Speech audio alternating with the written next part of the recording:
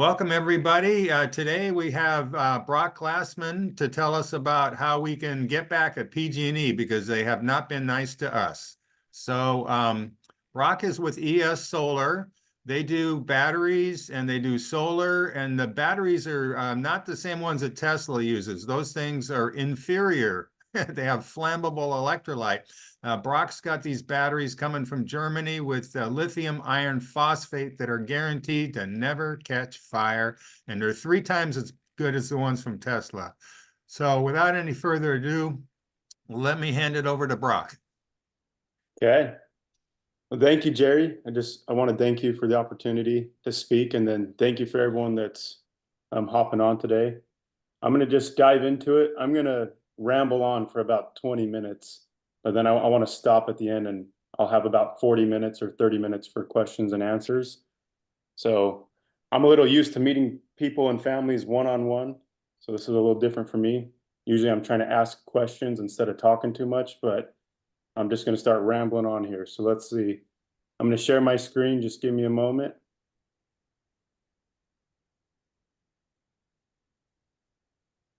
Can you see my screen, Jerry, with the background of ocean and rocks? I do see your screen. Okay.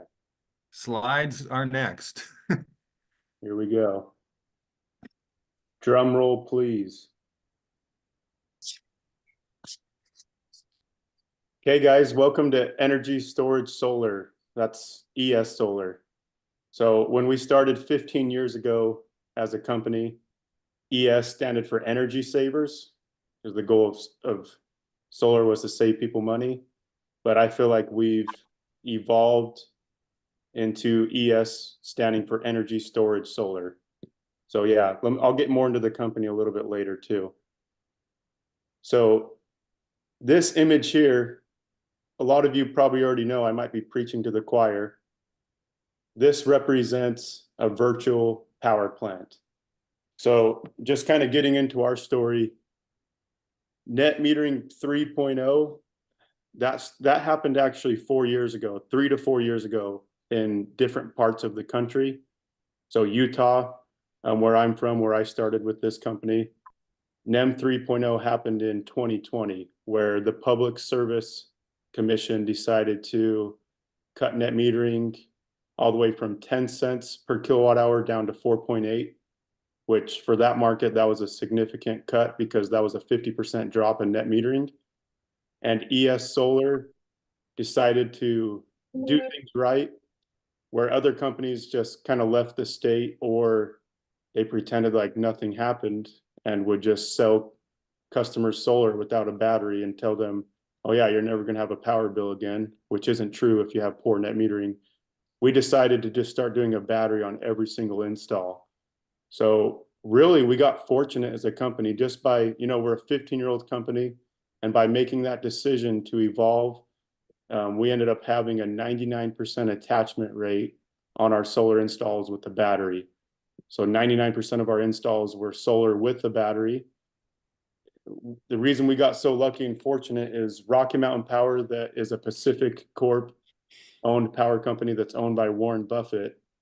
They saw all the applications coming in for the installs, and that we were doing 99% of our installs with the battery, along with the good reputation, the awards, the Google reviews. We've built one of the best Google reviews reputations in the industry.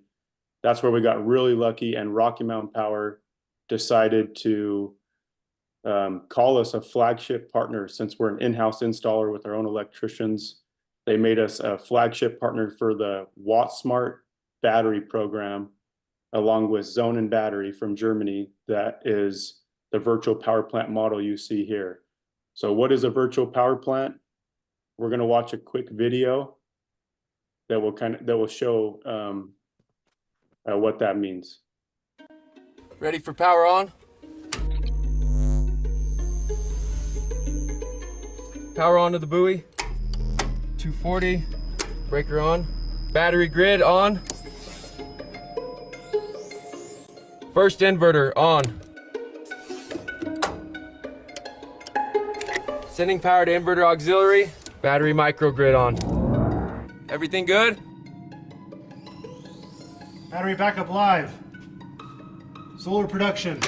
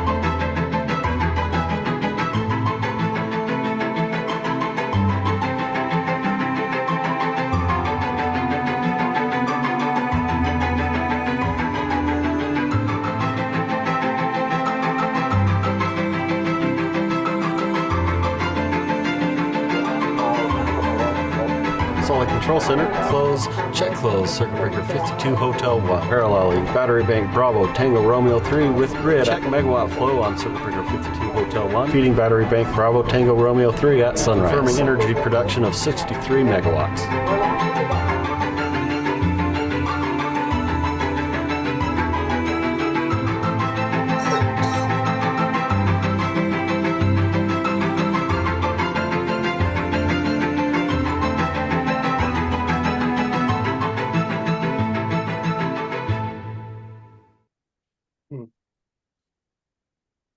Hopefully that played, there's probably a lag, but it just gives a visual of what is a virtual power plant. And the way I see it is a win-win-win for everybody.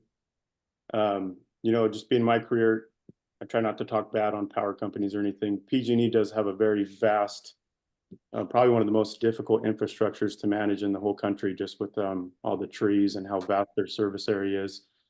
But if you saw in that video, it's actually just a community of batteries that's going to help everybody. I truly think this is going to be the future of the power grid for the whole United States. So now PG&E is adopting that same virtual power plant model. There's a few batteries, Tesla's in it as well, but the one that they've launched with Zone and is called Grid Services with Zone and Connect. And we'll get into that a little bit later as well.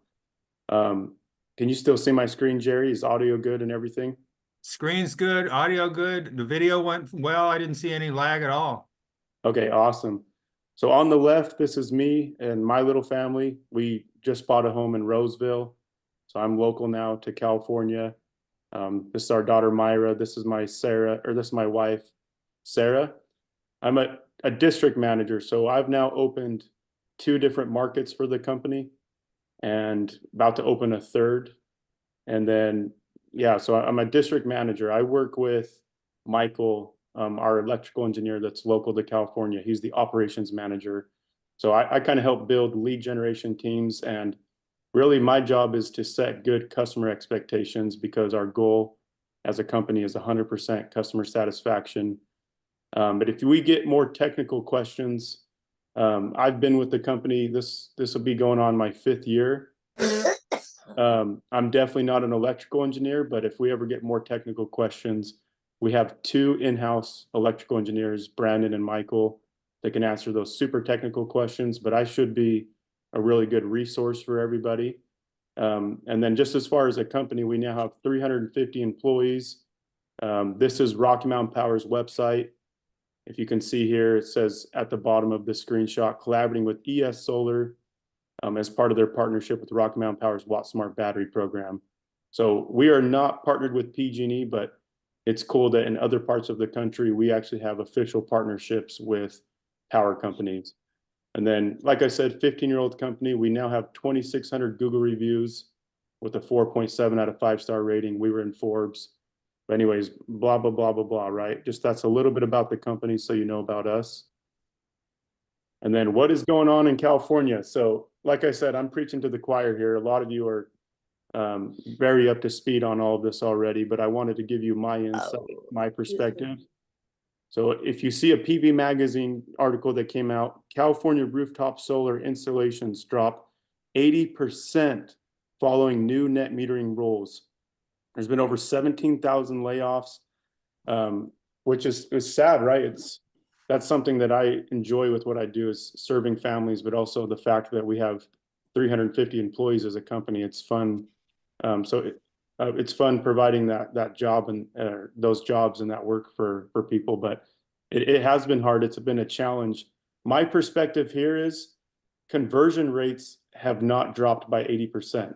So for example, I'm going into my 5th year with this company, and I'm still converting the same percentage of families that I need. Lately, I've been helping about one family every single day because just with all the rate increases and the power outages that have been going on. The reason why you're seeing an 80% drop is a lot of installers and sales reps and sales companies have actually left the state. So I don't know if you guys know this, but there's a lot of companies out there that they were a solar company, but they were just a sales company.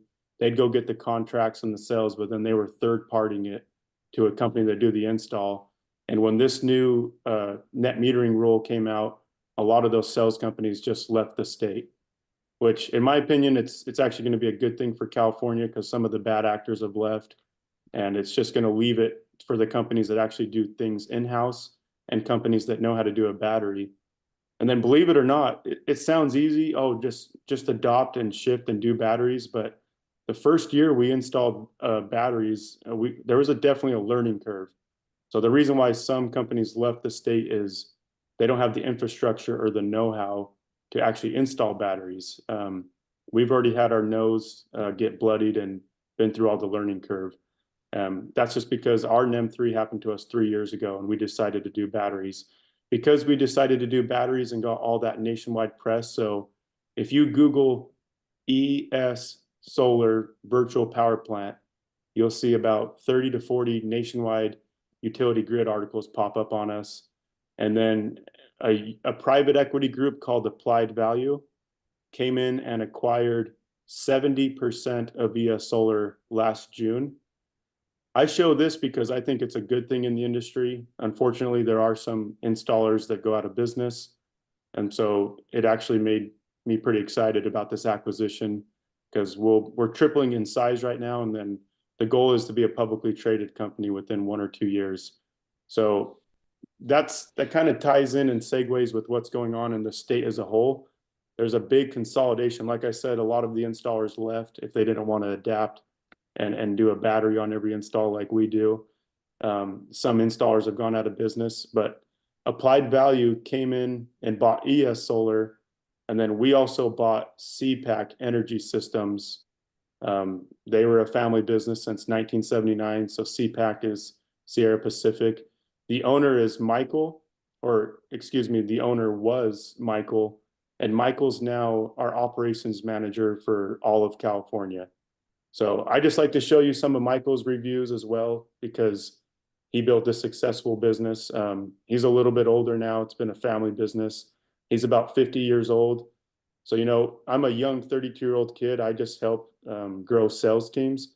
But Michael is the one that's actually running all of California for us. He's our main operations manager, and he is our electrical engineer for California. So I just like to talk about him because he's the one that manages all of our install crews in California. And all his reviews, if you look at the old company that he has perfect 5-star reviews. So that's kind of what's going on. There's a consolidation. So CPAC is no longer, it's ES Solar, but I just wanted to give you guys a little history and a little background because our headquarters is in Utah, our giant headquarter building, but our local office is in Rancho Cordova. So I know that's a little bit far from San Jose, but we service San Jose. So installs, service, we have service techs. That's definitely in our service market. And then our closest local office is 2538 Mercantile Drive, Suite K. But we're buying a company in Bakersfield right now. We're looking at another company to buy in Fresno. And then we're also opening another second office as well, a warehouse that's closer to where you guys are. So why did NEM3 happen? Well, batteries with solar help the grid, but solar only hurts it. I'm sure some of you are already familiar with a problem called the duck curve.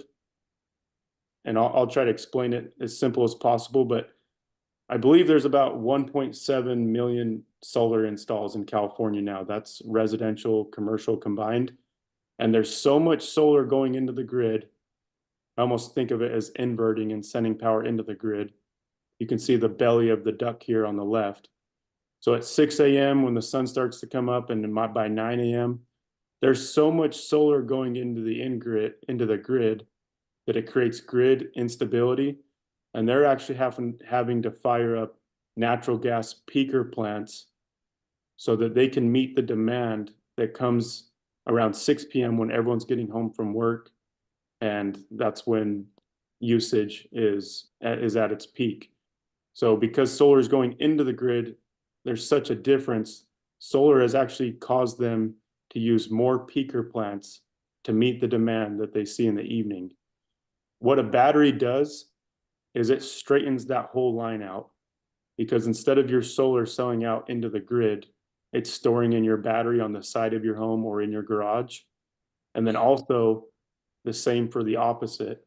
At 6 p.m. when everyone gets home and maybe charges their electric vehicle, or the family gets home from work, then instead of all that being pulled from the grid, it's pulling from your battery. So if you can just imagine a straight line through that duct, it makes it a lot easier for PG&E to manage the grid when families have batteries. So that's the Zone and Connect program. The reason why Zonin was chose as one of the favorites for PG&E is it's iron phosphate. So like Jerry mentioned, it's a much safer battery. I just helped a chemist professor, Rico Del Sesto, and he's like, yeah, that's why I like this battery, because iron phosphate is much safer than lithium ion, where there can be a short between the anode and the cathode. That's the electrolyte. That once those batteries start fire, it's impossible to put them out. So it's a much safer battery for thousands of people to install. And it also has a patented optimized time of use algorithm. So basically join the movement, support a sustainable power grid, and earn quarterly ongoing cash payments for sharing your battery with the grid. So we'll get more into those rewards as well. I'm going to show another quick video that just shows why a battery helps, especially if you're on NEM 3 or even if you're on NEM 2. It can even help if you're getting still a little bit of a true up. The Second American Civil War is going to make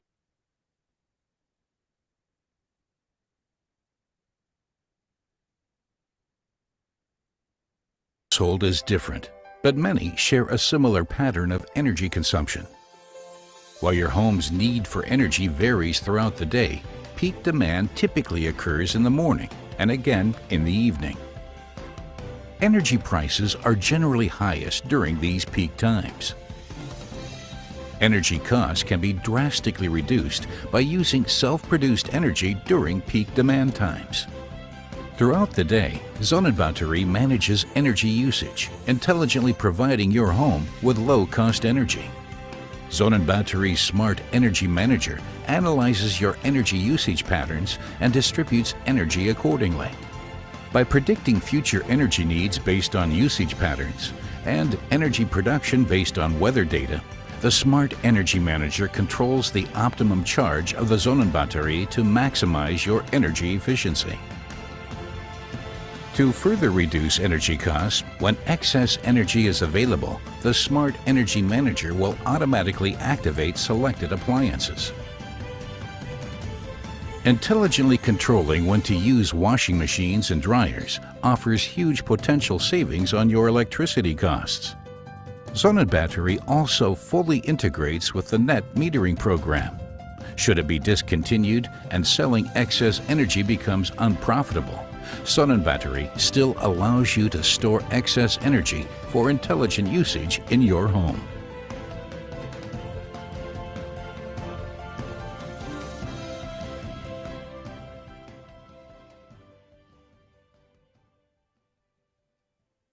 That just explains a little bit. And also, if you just look at this image, solar produces on a curve. So you make most of your electricity around noon. So all of this gray that's kind of jig-jagged, that's your home's usage. Everyone's usage habits are different. But solar is usually always the same, where it produces on a big curve like this. So you're producing the most electricity at noon. So it's impossible for your home to self-consume all the electricity that the solar is producing. So all of this surplus solar, which is the orange, instead of going to the grid, is being stored into your battery. So by having a battery, in simple terms, it's almost like you have solar day and night, because you're able to catch that surplus solar and then self-consume it later when the sun's not out. We all know about the problems. I'm not going to get too much into this, and I just pulled a couple articles, so it has nothing to do with like my preference of news stations or anything, but we all know about PG&E becoming the most expensive power provider in California now. There's possible other increases later in the year. And then just with the atmospheric river, there was a ton of power outages and everything that we just went through recently. So one thing to hit on, when we do an install on 100% of our installs with the battery, we're always installing a disconnect and an automatic transfer switch, so that when the grid goes down, it'll automatically disconnect from the grid, and we can keep your solar and your battery running off grid. And it's all automatic. You don't have to flip a switch or anything. So the power would go out for about 1 second and then it automatically kick back on. The only thing is, there is a disclaimer. It's more of an inrush problem or amperage. We cannot run central AC units off grid in a power outage. So if PG&E is live, the solar and the battery runs your entire house as normal. But when PG&E has a power outage, we purposely shed your major loads, such as an electric dryer, AC units, power tools, anything that uses over 32 amps. We would actually purposely turn that off automatically in a power outage so that you have a better customer experience. And we actually install an 8-breaker backup loads panel.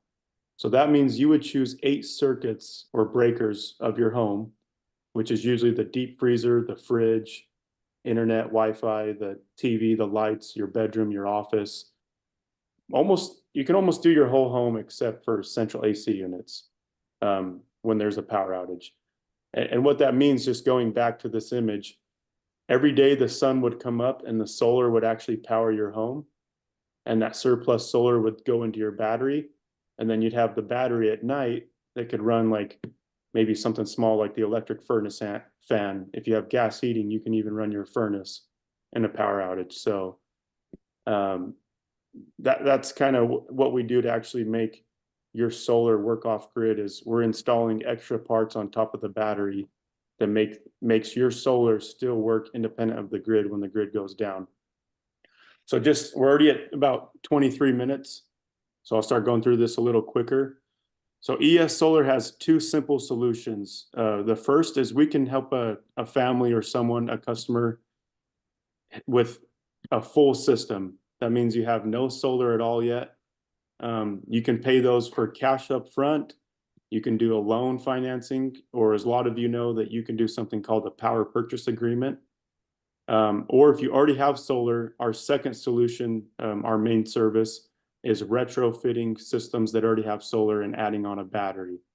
So we'll talk about the first one first, which is a full system. We actually have a new partnership with Solrite, introducing the world's first virtual power plant PPA. So it's a mouthful. It's a VPP PPA, a virtual power plant power purchase agreement. A lot of families that are not paying cash right now, and they just want to do a 0 down option, and they just want to save as much money per month and annually immediately as they possibly can, in comparison to PG&E. A lot of families are using Solrite for the power purchase agreement, just because interest rates have gone through the roof, as we all know. And there's still a way you can own the system in the future, even if you do a power purchase agreement.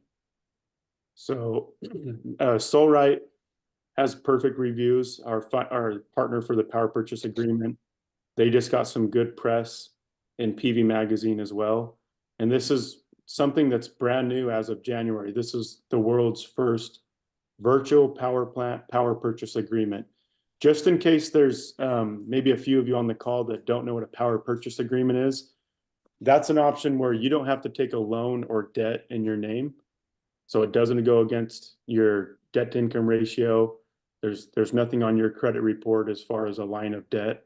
It's zero out of pocket. Solright will buy the equipment. They buy the panels and the battery. And then they just sell you the electricity that the system generates per kilowatt hour at a cheaper rate than what PG&E is. One benefit of the power purchase agreement is you're taking on a little less risk, because since Solright technically owns the equipment, and by the way, there's no lien on the property. The only thing that Solright owns is the actual equipment itself. But because they own the equipment, they're very interested in it. It comes with a 25-year insurance so they actually insure the system. They do a warranty on the solar and the battery. They warranty the roof where the solar is installed for 25 years, except that would exclude natural wear and tear. If you have an old roof, you always want to fix that before, or not fix it, but redo your roof before you install solar if you have to do your roof soon. But where we actually work on the roof and install the solar, Solright and ES Solar, there's a 25-year workmanship warranty on the part of the roof we install. Again, it's a lithium iron phosphate battery.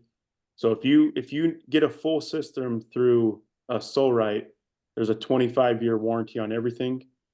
If you're going to add on a battery, that would be more of an ownership model. So if you already have solar and you're looking to add on to a battery, there's no power purchase agreements for a battery, so you can finance it with zero out of pocket and a small monthly payment, but you would actually own the battery if you already have a system. If you own the battery, it's still a 10-year, 10,000 cycle warranty on the battery and a 10-year labor warranty as well.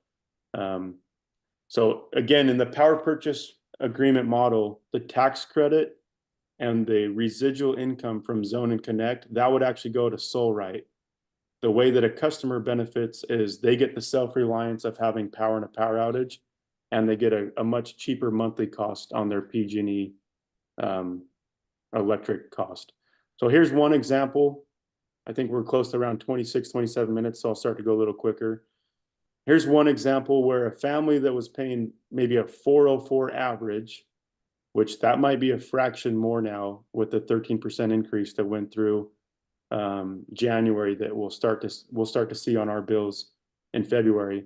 But a family that pays 404 a month could instantly, with nothing out of pocket, cut that by 36% down to $249 a month. So in other words, the average kilowatt hour from PG&E would cost 44 cents per kilowatt hour, and including the warranties, the install, the solar, and the battery. That's a big thing about Solright. I like Solright out of all the power purchase agreements because anytime you have 6.5 kilowatt of PV solar on your roof, you have to have at least a 10 kilowatt hour battery. So they're making us give a ton of storage to make sure that with NEM 3, nothing's going out to PG, nothing's being bought back in. So even with the cost of the battery included, you can still cut your cost down to around 29 cents per kilowatt hour. Or in other words, that would save this family $1,600 per year. And over 25 years, there would be over $70,000 of savings. If you do a power purchase agreement compared to doing a loan or paying cash, the monthly payment does go up 3.9 or 3.5% a year. A lot of the old power purchase agreements only went up around 3% a year. But again, those were power purchase agreements that only had solar because of the cost of the battery and potential service, and coming back and maintaining it for free for 25 years. There is a 3.9 escalator. So the first year, the solar would be $249. And then on the left, I'm showing a column on the left. It says monthly payment, including annual increases. On the left, you have more predictability and control because you know exactly every year for the future how much your electric cost will be per month. On the right is PG&E, and it only took a 4% increase estimate on PG&E. But as we all know, they're going up a lot more than 4% recently per year. But even if PG&E went up only 4% a year, you would still be saving a lot of money over the long. So again, on the left, this is the solar payments, 248, 258, 258, 278.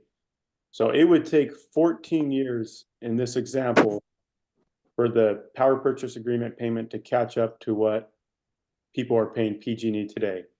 Again, keep in mind, this is a model. So if you had a lesser PG&E bill than 404, then your solar payment would be less because you would need less storage and less batteries. For example, I ran a model for Jerry for one of his properties in Auburn, and we were looking at a payment that was under 200. Maybe it was like 180 or 190 because that model, they were using a little bit less electricity. On the bottom right, or on the right, this is actually a buyout. So on the PPA, after 25 years, if the family wanted to own the system, it'd only be $619 to own the system. So even on the power purchase agreement, even though there's no debt in your name, you can still eventually own the system in the future. If you're a cash buyer and you don't want to do a power purchase agreement, you don't want a monthly payment, and you also don't want a loan, this example of someone that pays 404 to PG&E, it would be a $57,000 project cash just because of all the project fees, all the filing, the cost of the battery, the cost of the panels, the warranties. There's a lot that goes into it. But if you own the system and you pay federal taxes, you could get 30% of that back to you. So you'd get a $17,128 federal tax credit.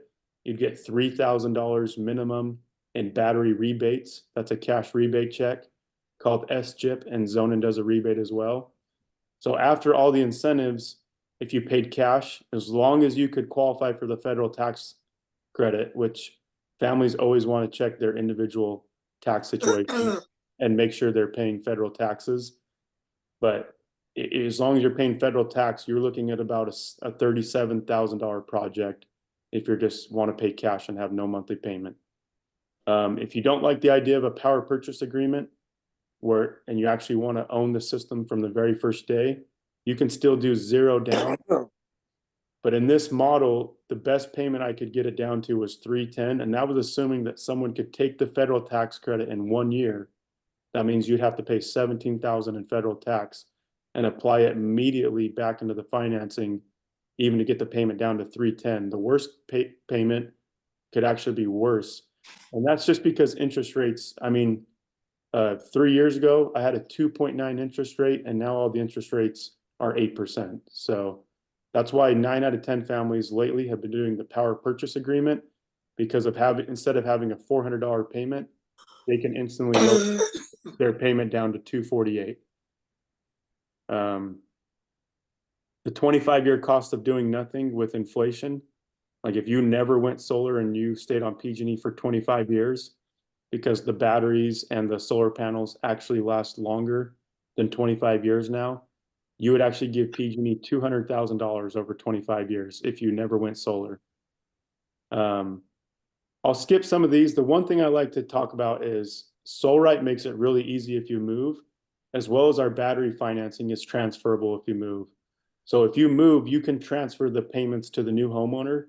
If the new homeowner buys your house cash and they have horrible credit, it's only $250 to do a credit check exemption, or you can transfer the system for just a worst case $250 payment to transfer the monthly payment to the new owner. And I always get the question, is it harder to sell a house that has solar? In California, it's actually on the contrary, because in California, homes are selling for 4% more, and they're spending 13% less time on the market. So if it's on PG&E, it's usually a benefit to get a system, because if you sell your house in the future, then you're transferring a payment that's much lower. So I better hurry because we're already at around 35 minutes. Let's jump into the second solution we offer, which is battery add-on, retrofitting battery to a system that's already existing. So if you already have a system, the only solution we have is where you would actually own the battery. So there's no PPA power purchase agreement for battery only. but you would actually own the battery. You're still getting a 10-year, 10,000 cycle warranty. And then us and Zonin actually is the one that's doing the labor warranty too. So if they ever have to come fix anything, then the labor is free of charge for 10 years. So on this model, since you would actually own the battery, you get a 30% federal tax credit, a 2,500 minimum SCHIP. We can try to get more, but it's a lot harder to hit the equity resiliency where you can get up to $10,000 in a battery rebate, but it's very hard to hit those qualifications. Everyone gets a 2,500 SCHIP battery rebate, 500 from Zonin. Anyone in the electric vehicle association in the Silicon Valley chapter would get a special $250 rebate from ES Solar. And then you're making residual income for life as well. And then let's go into the residual payouts. You can find this on zonin.com, where these are real payouts you get quarterly, because the battery just knows when to sell PG&E a little bit of power. And it's not like it's going to drain your battery all day for 5 to 10 minutes. These are like 50-second events where the battery is just injecting power into the grid, only about usually 10 to 20% of the battery, but you're actually getting paid for that. And it's only doing it at times that actually make you the most money. So what's funny is it sounds like NEM 2 going to NEM 3 is worse, but if you have a battery, you can actually get paid more per kilowatt hour on NEM 3 than you can on NEM 2. And that's the grid services through Zonin Connect. So for the first 5 years, you get 300 per year that's paid quarterly. Years 5 to 10, I talked to Blake Richata, he's the CEO of Zonin, and these are going to go up over time. So after 5 years, you'd make about 500 per year. And then after 10 years, the battery would make you about $1,000 per year in residual income that's all paid quarterly. So over 15 years, you're making about $9,000 of residual income off Zonin Connect grid services. So it is a big project. Here's a breakdown of adding on a 10 kilowatt hour Zonin Core Plus. The benefit of a Zonin Core Plus model is if in the future you need to expand to a 20 kilowatt hour, you can go to 20 kilowatt hours of storage in the same single unit. You don't have to buy a second battery. So if you, for example, if you wanted to get 20 kilowatt hours of storage with Tesla, you'd have to go buy a second Tesla battery. But most families, they start with a 10 kilowatt hour battery. The project cost, the total cost after install and project management fees is $22,300. There's no other hidden charges.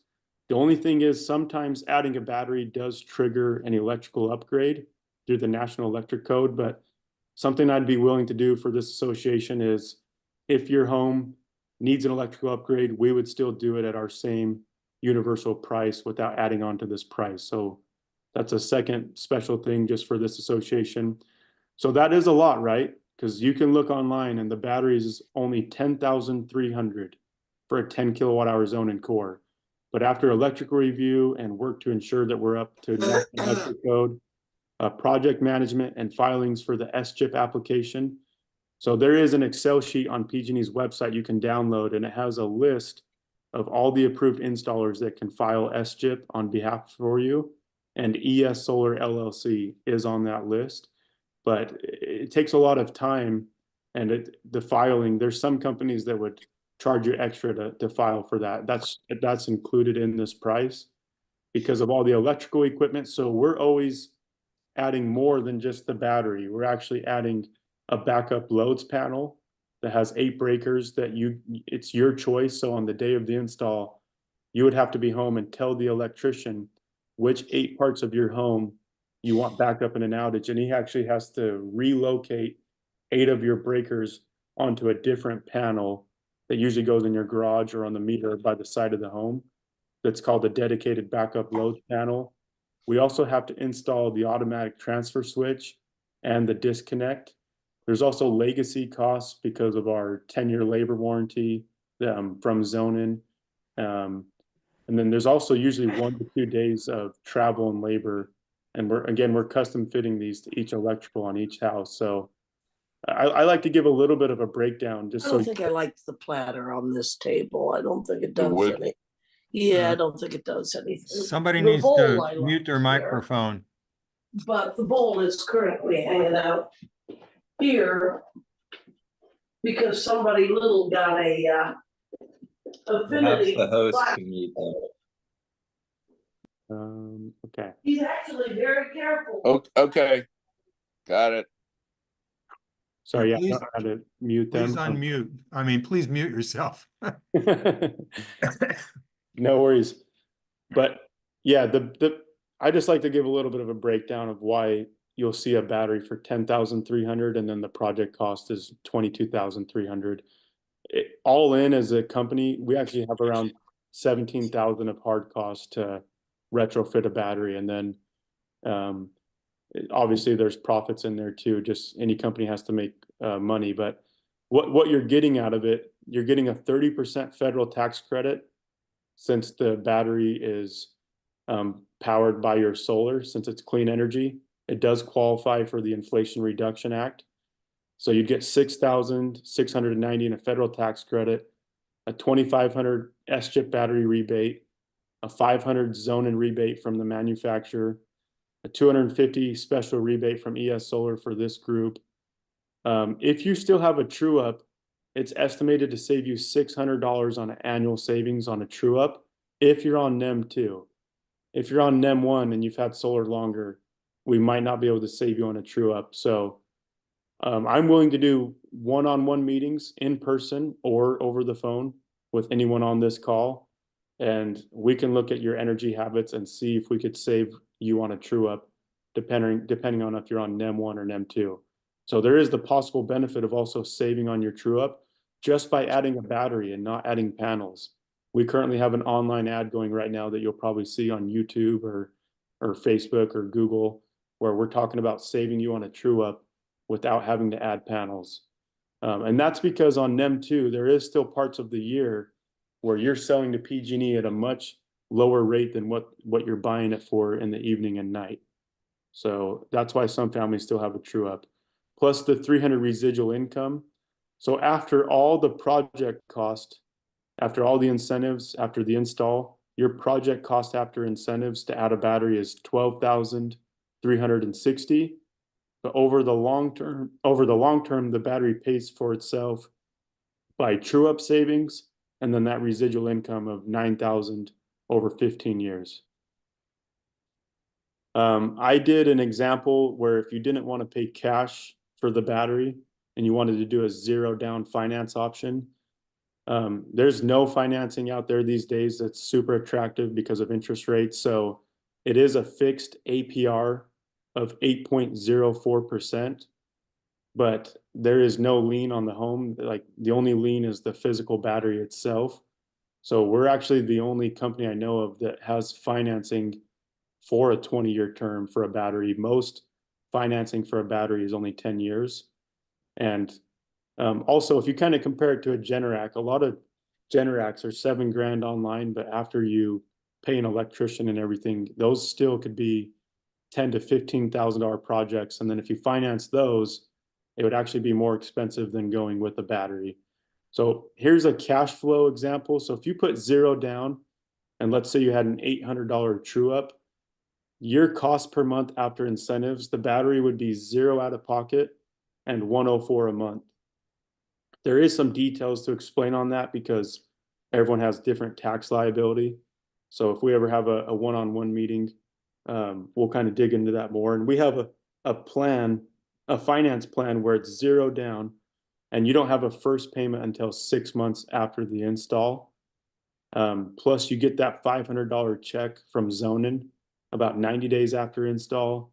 But a lot of families would not get the federal tax credit until about spring of next year. So that's a whole nother year away before you'd get your $3,000 S-chip and battery rebate and your federal tax credit.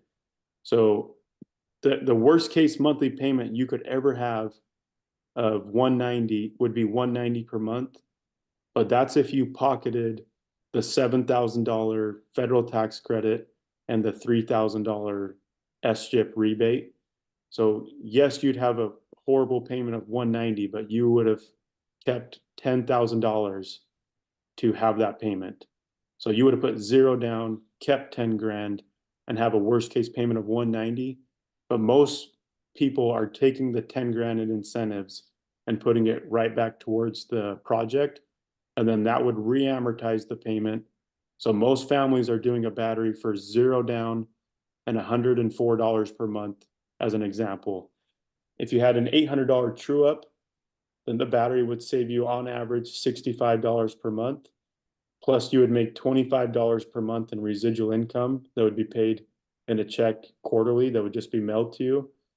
So all in all, the battery saves you $91 a month.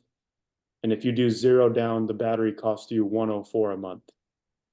So in other words, if you do have a true up, you could potentially get this battery for $0 down and $13 a month.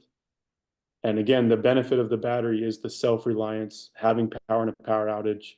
So it's not like it's cash flowing you and saving you a ton of money per month like the power purchase agreement does when you have no system yet, but it still hedges inflation. Like if you do have a true up, you're hedging inflation against that true up for the future with the rate increases, and you're getting power in a power outage.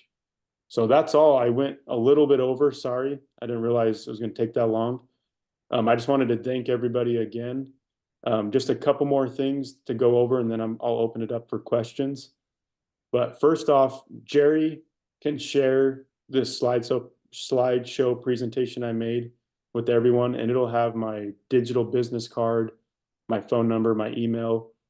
If you do ever want to talk, again, I told Jerry, thank you a few times for being able to speak today. And I told him, I don't have any expectations for people to purchase. My mentor, Tom Hopkins, taught me to be a servant and not a salesman. So I'm just here to serve and answer any questions I can. If you have super technical questions, I have 2 electrical engineers in my back pocket that we can call, but I can answer about 99% of questions I usually get.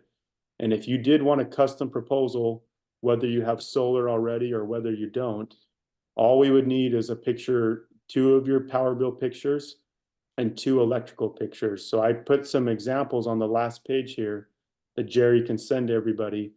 Here's my house in Roseville. I have Roseville Electric, but I do have PG&E for gas. And I have solar. It's pretty cool. My last electric bill was just $20 for gas and connection fees. But anyways, the picture of the electrical bill we need for PG&E is the first picture. It's the page with the year's usage graph. So it's usually the front page where it'll show the last 12 months of how much you paid PG&E. And then the other page we need is the page that shows the service ID number, your account number, and your meter number. And it's usually the 3rd page, and it looks like this. And then the 2 electrical pictures we would need to make sure we could get everything submitted to permitting and do all the project management for you.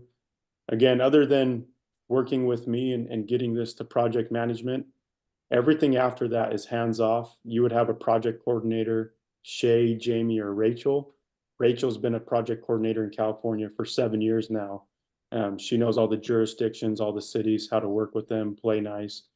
But if you want a proposal, we need an electrical picture where you're standing about 10 feet back, like this example of the blue house here, where you can see the electrical meter, but you can see the whole wall. So in this example, because the window's so close, we actually have to relocate this electrical meter to be able to add on an extra exterior sub panel. So that's why we need a picture, just to see if there's an HVAC or a window close to your meter. And then we just need a picture of that meter door opened. You don't have to take off a dead plate or anything, but we just have to see all the panel or breakers that are on the outside. And if you have an interior sub panel, we need a picture of the sub panel as well. But that's all, Jerry. I'm going to stop this share so it can pass back over to you. But that was like 50 minutes. So I can go, I have more time. I can go long for questions and answers, but thanks again, Jerry, for inviting me to speak. Well, you're welcome. And let's do a virtual applause. Okay. So yeah, anybody has a question, there's a hand raising feature on Zoom you can use, or you can just hold up your hand, or just shout out, and Brock will answer your questions.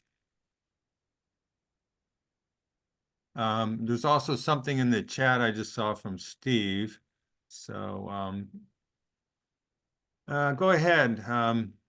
Somebody ask a question. But yeah, there is a lot in the chat too. Okay. Should we maybe go look at each one in the chat, and then Yeah, we could do that. one by one, and then you could also help us identify anyone that raises their hand. All right. There's a new message. I wonder if we should go from the newest question up. Yeah, go ahead. Okay. So we'll start with Joe. We'll start with the newest question. If you have a question, go ahead and throw it in, but then we'll go up. So Joe, any issues with mounting the battery on an external south-facing wall? So luckily we're in a great climate. The only issues would be is if you're in one of like our Idaho markets where it's super freezing. But Zonin has a different model. It's called the Zonin Evo. I could email that to you, Joe, where they do have an exterior battery that's totally okay. It's up to National Electric Code. It's totally safe for the battery. It has a different kind of shell on it. And in your climate where you live, it's not going to get too hot. And cold is the bigger battle. If you were to be in a very cold market like Alaska, you probably wouldn't want to do an outdoor battery. So no issues with a south-facing wall. Brock, I'm sorry, my issue was indeed with heat. That south-facing wall does during the summer, it's fully exposed to the sun, and you're saying there's no issue with over temperature on your battery packs in an environment that's easily over 100 degrees F. Correct. One of the markets I opened for this company, it was called St. George, Utah, and it was about 2 hours north of Las Vegas, right there in the heat of the desert. And we have customers with that battery there. So if it ever did get above 113 degrees, it might not work as optimally, but it'd have to get over 114 degrees outside to have any issue. Thank you. Thank you. I see a question here from Benson that says, for those with existing solar, will it trigger a change to NEM 3 because the change to the system? That's a great question, Benson. And that's something that a lot of our project management team, we've been researching on, and we've been looking into that for the last months now. As long as you're only adding a battery, it does not trigger you to NEM 3. What would trigger you from going from NEM 2 to NEM 3 is adding on more panels. Because usually if you add on more panels and you have microinverters and phase, obviously everyone already knows each panel has its own microinverter. So if you're adding another microinverter, it's increasing the output of power that could potentially go into the grid. And that's where you would lose your grandfathering on NEM 2. That's why a lot of systems that we're retrofitting, we're not touching the solar at all, because we don't want to even if you add a battery, you still don't want to lose NEM 2, because there's still times in the spring you would fill your battery to 100%, maybe earlier in the day compared to other times of the year, and you would still be selling a little bit of power to PG&E. So that's a really good question. But short answer, no. As long as you're only adding a battery, then you're not going to lose NEM 2. The thing you have to look at when you add a battery is if you're in a lease with the current system, even though we don't modify or touch any of the existing solar in the inverter, sometimes they still don't like if a company is adding a battery. If you own your system and you paid cash, or you did a loan and you're financing it, then you can add a battery with no problem. So, well, I don't know if Benson, you feel free to go off mute. Does that answer your question? Yeah, that answers, but I have some specifics. I'm probably going to contact you, and we'll talk offline about my specifics. A little more complicated, but thank you. That helps. Okay, perfect. Here's Yeah, another definitely. question from Steve Lemke. He says 8 circuits in a backup panel is extremely limiting, especially for those who have a large panel with 15 to 20 separate low load breakers, circuits in the kitchen and all that. Can you respond to that, Brock? Yes, so that's a standard that we do, but you can get a little more premium with these projects where if you want to get 2 batteries instead of 1, it can double the output. It can double the continuous amperage in a power outage. And then Brandon Bills, one of our electrical engineers, designed an ES solar equipment part with engineers from Zonin. And it's something called an AC hub. It allows us to stack batteries with Zonin. It also allows Zonin to do a whole home backup. So we're one of the few installers I know of that actually would know how to back up the entire home instead of just 8 breakers and still having a Zonin battery. Because one of the benefits Tesla used to have over Zonin is Tesla, you could back up a whole 200 amp panel, or back up, that was pretty much usually the entire house. They called it like a whole home backup. And Zonin used to be limited where Zonin could only do an 8 dedicated backup loads panel. But with this new part that was engineered about a year ago with our engineer and engineers from Zonin, we now have a product that Zonin can back up the entire home. You don't have to choose 8 breakers, but there's a customer experience issue where if you try to back up the entire home and you only had 1 battery, the battery on the spec sheet from Zonin, its continuous amperage at night in a power outage with just 1 battery is 24 amps.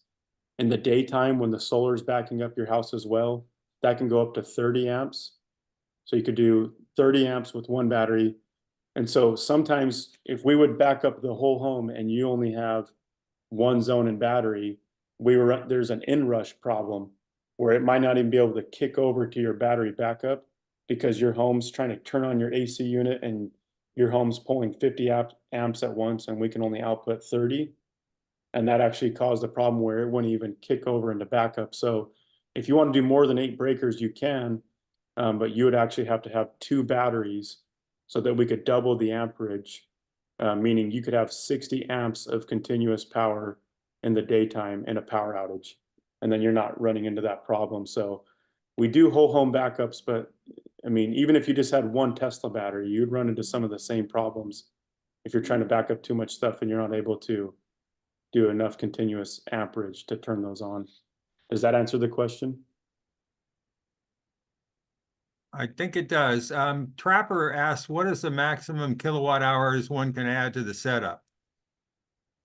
So now that Zonin can be stacked, you can have 3 20 kilowatt hours Zonin core pluses. So that would be 60 kilowatt hours of storage. Okay. Along that, a follow-up question on that one. I'm sorry. What would the incremental cost be? You showed 23K for 10 kilowatt hours. What would 20 kilowatt hours be? Let me just pull on. We have a flow sheet I can pull up. Again, usually they have me make a proposal to check upgrades because it's usually this cost plus any hard cost of what like an electrical upgrade would maybe need, or sometimes it's not always an electrical upgrade. Sometimes it's simple as we're adding an exterior panel or doing something to make the battery up to code, even if you're already up to code. But again, for this group, it would just be like our standard universal cost. So if you go up to a 20, instead of the 22.3, it's 27.9. So it is kind of our best value. Instead of buying like 2 Tesla Powerwalls, we'd be pretty competitive if you just got 120, and that'd be the same. Thank you. Thank you. And the federal tax credit goes up a little bit. It goes up from 6,690, goes up to 8,370. So there's actually only like after project cost difference is only like a $3,000 difference to get the 20. Patrice has a question. Is the Sonnen battery compatible with the Enphase IQ solar system? Yes. the only caveat, like the only disclaimer is we would not be able to add any panels. We could strictly only add a battery in that situation. Okay, and then Kim Parnell says he got a solar system added in 2023 and he's got an M2. He says he's currently generating excess electricity over his usage, but the PG&E bill indicates that there's going to be zero true up for his excess. He wants to know, is that right? Yeah, and I believe Patrice is asking a question as well. Patrice, did you have a question?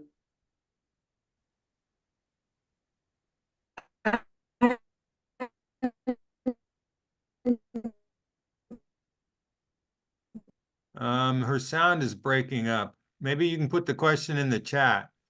Yeah, Patrice, please put your question in the chat. It was breaking up on my end, and then I'll answer it. And then to Mr. Parnell, yeah, don't stress there. If you're overproducing, that'll be able to make up for the difference. So you should be able to see somewhere on your PG&E bill or your PG online account. That's one thing they're pretty good at with their transparency is they'll tell you what you're on track for with your true up. But yeah, I'm sorry, it dropped again. Did you answer that question about in-phase IQ battery system compatibility with Sonnen batteries? yeah, I can hear you great now. Thank you. Patrice, right? Yes, we would be able to add the battery in that situation, but we wouldn't be able to add any more panels in that situation. Right. So, I don't think I need any more panels. okay. And so what's your contact information? Did you guys put it in the chat? It's on the last slide, and I'll make the slides available. But Thank you. you can send an email to actually, if you go into the contact on the website eaasv.org, there's a contact thing, and you can put your question there, and it'll come to me. And I'll put my phone number in the chat real quick and my Oh yeah, good idea. just in case. I want to go back to Mr. Parnell's too. I don't know if I answered that. Yeah, if you're overproducing, it can make up for that little bit of difference. There's some families that are underproducing a tiny bit, or they're just like at 100% offset, where some families with solar are still getting true ups. It also kind of depends on your usage habits as well. That's the thing. Doesn't an EM2 have a limit where PG&E will never pay you no matter how much electricity you pump in? Yeah, to my understanding, just like a credit, but the only way I know how to actually get cash in the mail is through the Zone and Connect. So you're agreeing, NEM2, PG&E will never pay you? To my understanding, yeah. I could look that one up to be double safe. Yeah, when we got our system, that was our understanding, that it would net out, but we could never drive it. They would never pay us. Even if they owed us, they would never pay us. Yeah. The Zone and Connect, where you're now like a retail, you're actually selling power to them. That's the only way I know to actually get those small checks in the mail. It's only about 75 a quarter. Yeah, because I'm selling it to Sonnen instead of selling it to PG&E. Yeah, and you're selling it from the battery instead of selling it from the solar. And kind of like on my video, there was that command setter. It felt like a rocket ship was about to take off, where they like it. The reason you're getting paid when they're buying it from the battery is there's a lot more control of when they need that. Well, So, they're paying, yeah, they're taking it at peak period when the grid needs it, as opposed to middle of the day when it doesn't. yeah, but hopefully I answered that question. And yeah, Mr. Parnell, yeah, you're probably not going to get any true up, especially if you're overproducing a bit. That overproduction would make up for the times in the summer where you're not getting a true one-to-one credit. Okay, I don't want to miss any questions. Well, Are here's the residual payouts, do the residual payouts increase with additional batteries? Does it Yes. scale? Yes. Let me double check with Blake, CEO of Zonin, but to my understanding, my gut instinct is a yes. Let me just double check on that because the SGIP rebates, those double as well. Right. I don't see why the residual wouldn't. And the functionality you mentioned, I'm assuming that's sort of more for like grid regulation services and things. You said it's kind of short duration, bursty kinds of things, probably when they're taking up or bringing down a power plant somewhere or something, right? Is that how that's how they're putting this all together into a virtual power plant? Yeah, yeah, exactly. So, for example, like the Rocky Mountain Power that's doing in a different state, they usually have about 60 events per year, and those events never last longer than 5 minutes. With PG&E, I bet they're going to have more events, probably. I would guess probably like one out of every 3 days. So more like 120 events per year, just because their grid, there's a little more issues here. But yeah, you're exactly right. They don't sit there and drain your battery all day. It's more of a quick injection of power. But you're being paid for the making your system available for those events, not per event. Like if they had more events, would that go up the payback, or is it just a flat rate for making your system available? The first. So you're getting paid per event. So Oh, it is paid per event. So those are yeah, estimates then. yeah, and they're kind of safe estimates too, because there's times in Good. September, if zoning's hitting it perfect, you can make a ton of money just in September. We're just Right. kind of coming in moderate, but I yeah. mean, that was kind of the promise of V to H way back when. I have like, what did I calculate? Over 100 kilowatt hours of batteries on, on wheels in 2 different cars sitting in my driveway. There's a lot more potential benefit there, but we still haven't seen, the interconnect that allows people to do the same thing with these little short burst events using the batteries that are in our cars, which is kind of unfortunate. Yeah. Yeah. But one resource on my slides, you'll be able to see a screenshot.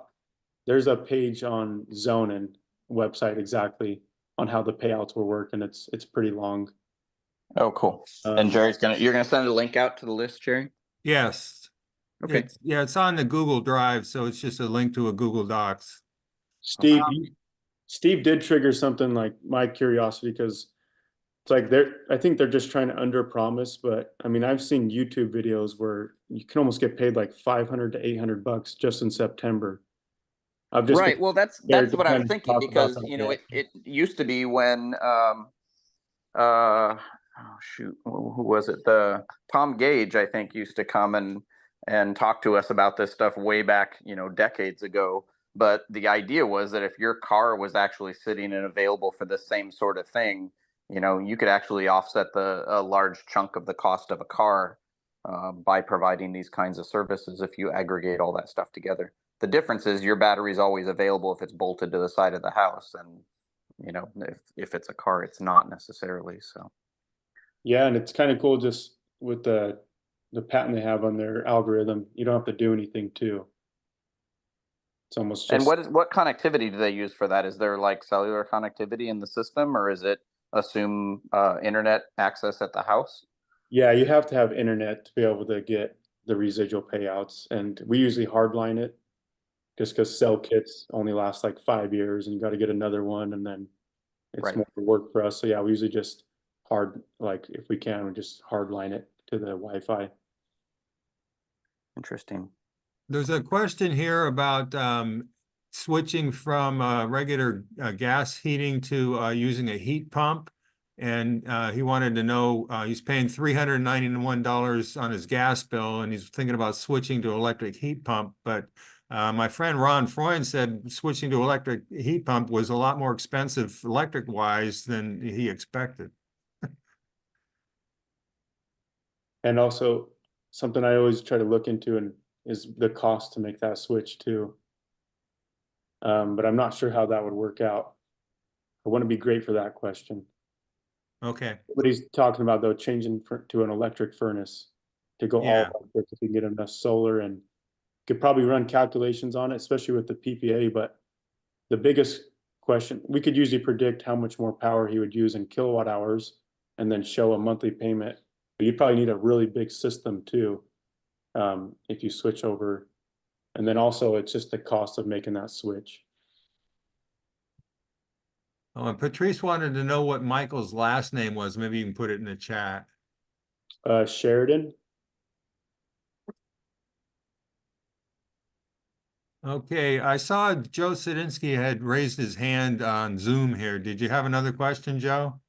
Yeah, a few comments and a question. First of all, to answer the question, if you're generating more than you're consuming over your true up period, PG&E won't pay you. But if you're hooked up to a CCA, such as Silicon Valley Clean Energy, you get a check in the mail. I've been getting checks in the mail for the last 7 years, ever since they've been online, and they've ranged from $630 to about $950 a year, directly from Silicon Valley Clean Energy. That's if you're a net generator. Depends on how much you ended up netting out. So that's just a point of information there for, I think it was Mr. Parnell that asked the question. The second question that I had, you're a virtual power plant. Sonnen is a virtual power plant unto itself, just like Tesla is a virtual power plant unto itself. Is there any interconnectivity between those virtual power plants? That's all. Thank you. I'll have to see the way. Do you mean in regards to the way PG&E's managing both Tesla and Zonin? It might be on the same platform that they use, but Okay. No, it's just that you have nothing to do. Sonnen has nothing to do with Tesla. Your virtual power plant is independent of theirs. I believe so. But let me check how PG&E's managing that, because you can also do a virtual power plant with Tesla on PG&E. It's not only Zonin. Those are the two best I know of right now. So, but it probably is different because Zonin has different software than Tesla. So I bet there's two operating systems in PG&E. Okay, so you've got your Sonnen has their cost structure and Tesla has their cost structure. Yeah. As far as payback. Okay. Yeah, we can do Tesla. It's about the exact same cost. It's even just a fraction more than what our Zonin is, just because we've had a partnership with Zonin for about 4 years now. So that's kind of our competitive advantage as a company, is just being a distributor for them as well. I see a question from Lawrence, especially for this group. I will tell upper management about vehicle to grid. I heard the other day of like a guy running his house off his Ford Lightning, which was pretty cool. That's something definitely, I bet Applied Value, our parent company, probably knows about too. But as of right now, we don't have anything that would help with vehicle to grid. So you can have like a Zonin plus your vehicle battery, both backing your house up. We don't know how to do those simultaneously yet, but that's obviously going to keep getting more and more important for the future. And especially in California, and especially once everyone has an electric vehicle, I would assume because we've always evolved and adapted as a company. So that's something we need to start looking at. That was into Lawrence's question on V2G. Yeah, and there was a similar one about the Ford system. So maybe if you get an answer from that in the next few days, we can just send out an email to the list and post that answer. Well, and as of right now, just to be transparent, right now, no. So there's nothing even close with especially because Zonin doesn't have its own inverter inside of it. It has to have either a solar edge inverter or an older type inverter or N-phase microinverters. Yeah, to be honest, if you got a Zonin right now, you'd probably have to get maybe a different inverter in the future, or you'd have to buy a component later for it to be able to do that type of thing. There's not like an update they could push to work for V2G or V2H. Hopefully that answers those questions. Not the answer you wanted to hear. Okay. I did have another question. So if you're adding battery to an existing solar, like I have a couple of SMA grid tie inverters, it sounds like everything that's powered when the grid is out is coming off the battery through your, backup load panel, unless you go to the second solution with a second battery. But if it's an extended outage for 2-3 days, are you able to recharge the batteries off of solar, or only if you install a compatible new solar system versus the adding battery to existing solar. Right? If you're just islanding those 8 backup circuits, do you have any way to integrate solar into it to recharge when the grid is out for 3 days like it was in Sunnyvale recently and last year? Yeah, short answer first, yes, 100%. That's why it's such a big project cost, and that's why I try to give a little bit of a breakdown, because people are like, this battery's 10 grand online, why are you charging me 22? Because there's components that we are installing to make your solar disconnect. We actually, there's something we install that tricks your microinverters or your main inverter to think of the grid to not go down. It creates a nano grid, but it also disconnects, so it's not sending any power into the grid, so it's totally safe. But that way, if the power goes out for weeks on time, you are totally self-reliant. And you do that even though you only have some circuits in the backup panel? Yeah, so like exactly. If you did want to do like the 8 breaker backup loads panel, your solar is still powering those 8 in the daytime and recharging the battery. Okay, and so the disconnect, are you doing like a meter socket disconnect, or are you replacing? Because a lot of people have this integrated panel. In fact, it was in your photo, where the meter and the say 24 breakers are all in the same panel. So how do you island the house? Tesla used to propose that they had to replace that entire panel and put everything downstream of it, but now I believe they have a meter socket disconnect kind of thing. Is that what you guys are using also? Yeah, and that's kind of why I joked at the first of the call, like I'm definitely not an electrical engineer, and all the pictures go through, Brandon and Michael. Michael, the gentleman that used to own CPAC, our operations manager, he actually a lot of time comes and does like a site survey as well. We actually take the electrical pictures. A lot of times though, we're always doing the electrical labor of, we're, to answer your question, isolating those 8, or we're actually moving 8 breakers onto a totally different panel. Also, before I forget one thing, with us doing all that, the one thing to be careful is if you're leasing your current system. If you're leasing your current system, we can make your system work in a power outage, but you might want to check your paperwork just so we didn't avoid any type of warranty on a leased system. I'm in a special case. We should probably chat, afterwards. But basically, I have 2 systems. One is over 20 years old and is basically dead, and the other is about 12 years old and is on a fully prepaid power purchase agreement. So there's no money owed, but I have 8 years left of committed power and I own all the overproduction and everything because I fully prepaid the PPA up front through Sunrun. Yeah, you would be good, to my understanding, in that situation then. So the other thing that complicates things is I actually am getting to a point where I need to re-roof. I re-roofed before the original solar, but I'm getting to a point where I need to do that again. And, then it gets into, I got to pay somebody to take the dead system down and the still working system down, and then figure out whether I want to put the 12-year-old system back up. It's a 3.5 kilowatt system that's still making a ton of energy. So I sort of don't want to completely discard that, but that might be a case where we could sit down and brainstorm about what the possibilities are. Yeah, and even going into my 5th year and thinking I'm learned a lot, it's like I keep learning. I always just send it through our engineering just to be safe. Somebody like me will always throw a curve at you. But like what I'm saying, it probably on that when in doubt, I just send it through engineering, and then they send back like what we can do, what we can back up. But yeah, we do all of that. Like we can do removal. We don't do roofs, but we do work with a roofer that has a good Google reputation. And like you can even put those into a PPA now, where some people are getting a roof for nothing out of pocket and still paying less than what they were paying to PG&E.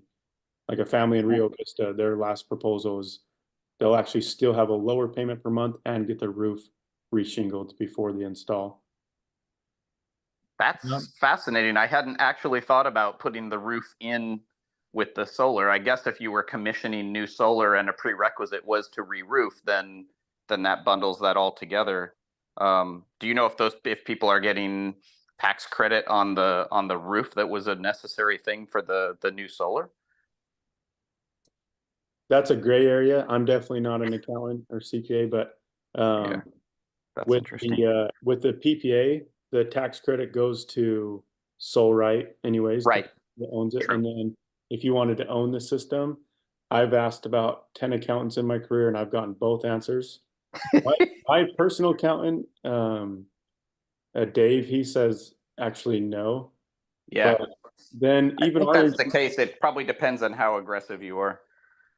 well, yeah, even our electrical engineer that's very by the books, like he's an engineer code guy. He's read the IRS code and then other accountants as well has said yes. And because it kind of the way it reads it talks about the structural integrity. And so Right. sometimes they would try to argue like, oh, that means like the trust of your roof and the load capacity of your roof and passing structural engineering. But also Right. we would kind of argue as a company that we would show up on the install day and they would tell the family like, sorry, no, we can't do this roof. We can't do this install. You need to re-roof.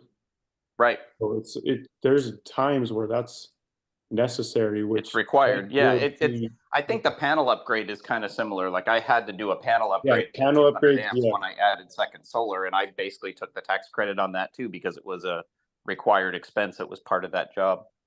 100%. Yeah, 100% upgrades for roofs. I tell people ask what your accountant would do because it's probably what your accountant would sign off on. I don't think you would go to prison or anything if you ever. No, but it's an interesting that. it's an interesting avenue that I just hadn't even considered asking about. So thanks for that. I will definitely look into that, and we should talk and see. Like I said, because I got this hodgepodge of stuff, and you guys have a very interesting solution there. I do want I'm more interested in doing the whole house backup because I've already been through that whole panel upgrade, and that process was a bit of a nightmare. It's in stucco. I don't want to move any of those circuits anywhere else. So we would probably want to figure out what to do with that. But anyways, it was a very cool meeting. I'm going to jump off, but I will ping Joe later. I think he was asking me to give him a call, and then we should definitely touch base and see what's available. One thing for you guys, since you are, I think, you're more of an installer, and you mentioned that you work with Tesla as well as Sonnen. You should look out at DC Bell. I'd like to get them to do a presentation maybe for the same group at some point, but they make a really interesting box that somebody was talking about. It's an integrated solar inverter, ESS, battery storage management, and vehicle interface, DC vehicle interface. So the idea is you run all your solar into it. It's got an inverter that'll either invert out to the grid, invert to batteries, or invert to your car. And then batteries and car are also usable combined as storage to power the house in an outage or to do SGIP or other stuff. So it's a unique box that integrates everything in one box, so you don't have all these redundant components everywhere, patched together. I'd imagine because Zonin has software they do updates on, and it's now competing with Tesla on a major scale. That hopefully, by adding something like that, it would be compatible with Zonin. That's something I got. Well, the main point is that when you buy something like this box, they have a website. You can check it out, I guess, if you just look for DCBEL decibel. But their box is all integrated, right? So you basically attach your car charger cord, your batteries, your solar, and your grid to one box. You don't have to. There's nothing else needed, basically. So it's one box that manages all of that. So I don't think it would actually work with the Sonnen in that case. You would still have to, as an installer, have to combine it with local storage. Some batteries. Maybe you could use a Sonnen batteries with it. But it sounds like Sonnen has, their own battery management hardware, which is then separate from, say, a solar inverter and separate from a car charger. So if you think about integrating all three of those in one, it might also make installation easier. That's the only other thing that I'm looking at, because that's another option for this whole thing. So, but I'll ping you later and we can chat about it and see what your engineering folks say about my setup. Sounds good. It was Steve, right? Thanks, Steve. Yeah, Steve. Thanks very much. Great presentation. Thank you. We have Lawrence raised his hand. He has a question that maybe you can't answer either because it is one of these tax accounting things. If your federal tax credit you can't take it all in 1 year just because you don't have the liability for it. Can it spread into a second year? Yes, yep. Oh, okay, good to know. Inflation Reduction Act. We have a YouTube channel and we just invited a CPA onto our podcast. And he answered that his understanding is 10 years because the Inflation Reduction Act was extended all the way to about 2032. So maybe about 9 more years or 8 more years. So yes, you could roll it over. You obviously just, not obviously, but you get back per year what you pay in federal tax. Now, is the solar tax credit going to go beyond 2023 Yeah, or so 2024? yes. So the Inflation Reduction Act, man, all the years are blending together. Wasn't that just passed like last year, the Inflation Reduction Act? I believe so, yeah. That extended it to 2032. Cool. Yeah. Kim Federal. Parnell had a There's no more question state. about the PG&E website for the SGIP page. I clicked on the link that's in the chat and it tells you page not found. Yeah, they usually have pretty good resources on their SGIP page. Well, maybe there's some problem with their own system. I remember another question. Yeah, Jerry, that link I put in is the link to the PG&E part off the SGIP. But if you search SGIP on the PG&E page, yeah, there's a number of things found. It's just the SGIP page has a bad link, it appears. Oh, okay. Oh, on the taxes, the state tax credit is gone now. That's the bummer. But the federal one is 30% and it's here for the long term. Good to know. Oh, and Mr. Parnell had a question about how to get the bigger SGIP, bigger than 2,500. Yeah.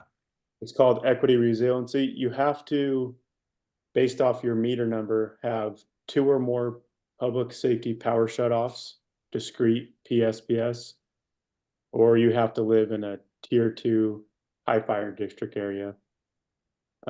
So on top of that, so that's the first category you have to qualify on. You have to have one of those 2 things. So let's say you did have 2 PSPS events going back from like now back to 2016.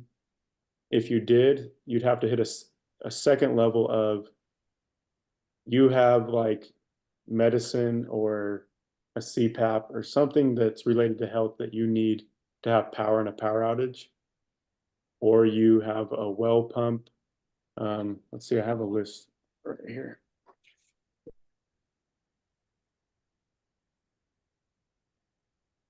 While you're looking for that, about 10:43 in the chat, a CPUC link to SGIP was sent out, and that one works. You got to scroll up in the chats, and there's one for cpuc.ca.gov. Oh, yeah. Yeah, that one works fine. It's just from there, there's a link to more detail related to PG&E. That's the second link that I put in that has a problem. But like I said, search SGIP on the PG&E page and you do get to things that work. Are there any questions that we missed? We're almost at 90 minutes here. The recording is going to be pretty long.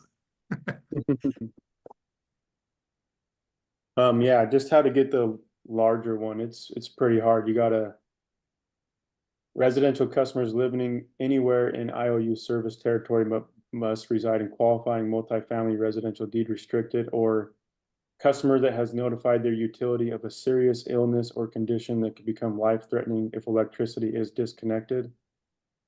But again, you have to have, the hard thing is, like the other day, I looked up a family's meter and they had 0 PSPSs. So there was no chance for them to get the 10 grand. You have to have, because it's more than just like a normal power outage when they purposely shut it off. Which is so you can see it on the meter if you've had these shutoffs. Is that what you mean? Or you look it up based on the meter number? Yeah, we have 3 ladies that do project management that have a portal to SGIP, and off your meter number, off your power bill, they've been given a portal that they can look to see how many events they've been. but it's really hard. It seems like almost everyone I look, the portals just automatically say 0. It's been, I've had about 2 people so far that we've been able to qualify for the 10 grand, but most of the time we're doing 2,500 as an expectation. And if we could get up to 10 grand, that would be like just icing on the cake. Plus there is a waiting list for the 10 grand because the budget's been met. It's not like it's going to go away, but you get on a longer waiting list. It probably takes like 18 to 24 months to even get that, where the 2,500 would be guaranteed and a lot quicker. But yeah, if you've had 2 PSPSs or you notify PG&E that you have a serious illness or medicine or anything that needs to be having a power in a power outage, then it is possible to get a $10,000 check per 10 kilowatt hour battery. If you got 20 kilowatt hour battery, that'd be 20 grand. And it'd basically be free at that point.